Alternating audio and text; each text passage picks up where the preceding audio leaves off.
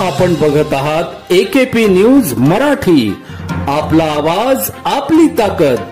Subscribe करा, share करा, like करा. AKP news Marathi.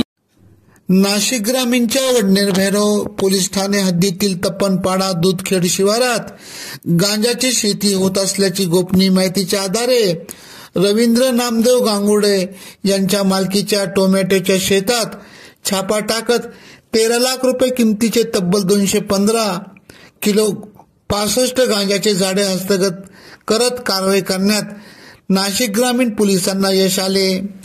सदरची कारवाई स्थानिक गुन्हे शाखेचे पोलीस निरीक्षक राजू सुर्वे, वडनेर पोलीस भैरव पोलीस स्टेशनचे सहाय्यक पोलीस निरीक्षक दिनकर मुंडे, सहाय्यक पोलीस उपनिरीक्षक प्रकाश जाधव, स्थानिक गुन्हे शाखेचे सहाय्यक पोलीस उपनिरीक्षक नवनाथ सानप, पोलीस हवालदार सुधाकर बागुल, प्रशांत पाटील, सतीश जगताप आदींनी केली. AKP न्यूज साठी ब्युरो चीफ अनवर खान पठाण, नाशिक.